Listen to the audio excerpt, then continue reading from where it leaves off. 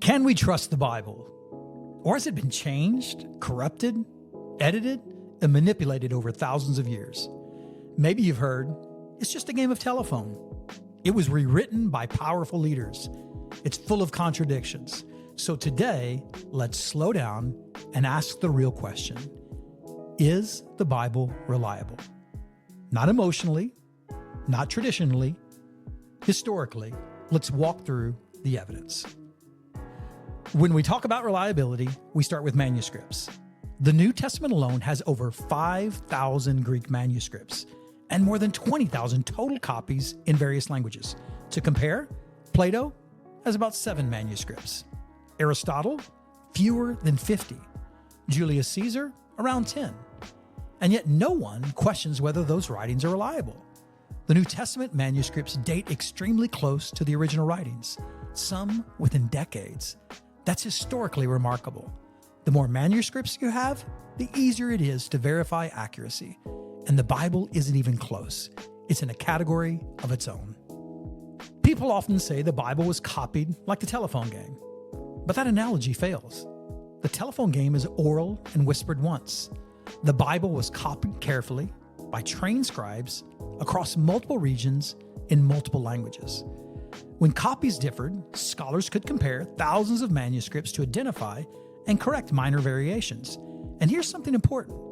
No core Christian doctrine depends on a disputed text.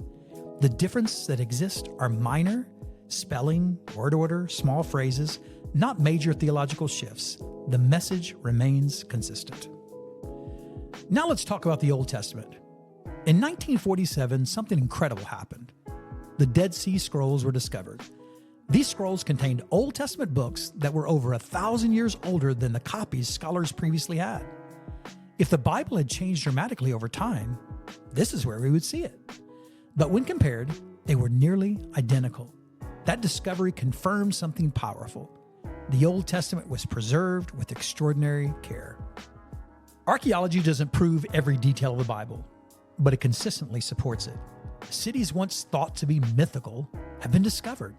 Ancient inscriptions confirm biblical kings and events. For example, discoveries referencing King David, once dismissed by critics, have been found. Over and over, archaeology has moved critics from skepticism to reconsideration. The Bible is rooted in real places, real history, real people. The Bible was written over 1,500 years by more than 40 authors on 3 continents in multiple languages, and yet it tells one unified story: creation, fall, redemption, and restoration. From Genesis to Revelation, the storyline points toward one central figure: Jesus. That level of cohesion across centuries is extraordinary. The Old Testament contains detailed prophecies about the coming Messiah, written centuries before Christ, born in Bethlehem, from the line of David, betrayed for silver, pierced, buried with the rich, and Christians believe these were fulfilled in Jesus. Prophecy isn't vague guessing, it's specific, written prediction. And fulfillment strengthens confidence in Scripture's divine inspiration. So this isn't just an academic conversation. If the Bible is reliable, then it's trustworthy. If it's trustworthy, then its message about sin, salvation, and Jesus matter deeply. If it's unreliable, then Christianity collapses. But if it's reliable, then we don't just read it for information. We read it for transformation. The Bible has been tested, attacked, scrutinized, and examined for centuries, and it remains. Not because it avoided criticism, but because it withstands it. So, is the Bible reliable? Historically, yes. Textually, yes. Archaeologically, yes. And ultimately, spiritually, yes. The question isn't whether the Bible can stand up to investigation. The question is, what will you do if it does?